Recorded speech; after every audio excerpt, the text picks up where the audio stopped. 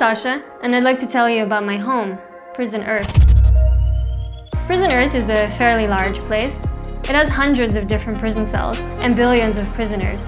Some of the prison cells are pretty large, some are much smaller. Some are fairly nice, others are horrible.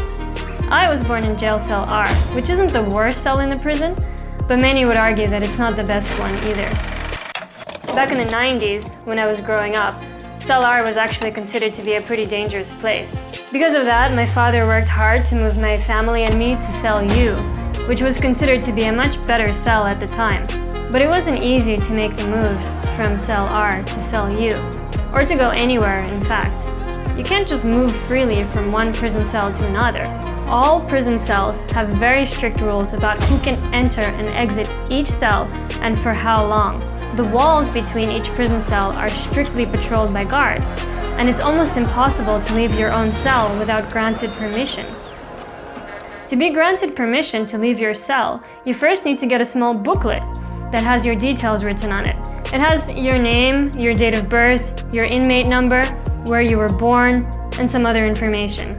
Most prisoners can leave their cells by showing this booklet to the guards, but some cannot. For most prisoners, getting out of their own jail cell is the easy part though.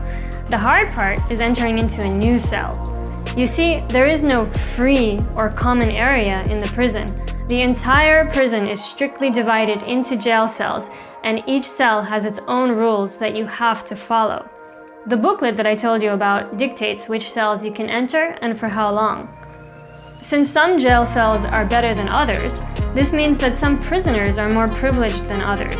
In some jail cells, people slave for livable wages and have access to healthcare and education. In other cells, a lot of people suffer. They slave in awful conditions and barely earn enough to eat. If you're born in a good jail cell, like the ones in Area E or Area A, you might be quite lucky. Not only because you'll have access to healthcare and some good services, but also because you can leave your jail cell and temporarily enter many other cells just by showing your booklet to the guards. But if you're born in one of the bad prison cells, you're quite unlucky because it will be very difficult for you to leave or to improve that cell.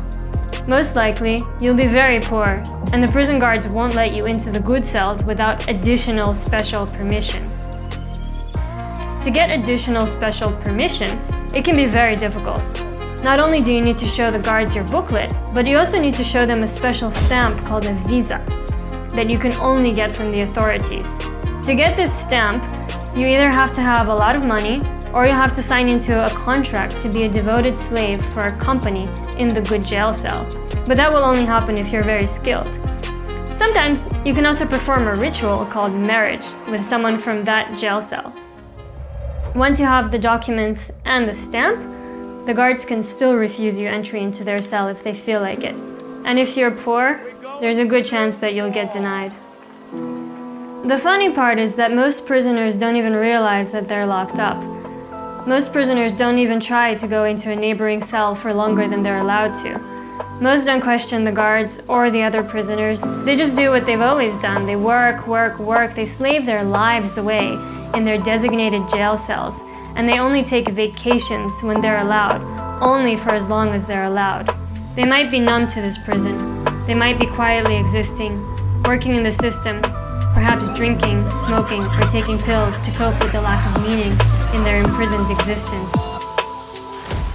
But I hope you're not like that. I hope you question and take a step outside, at least with your own mind.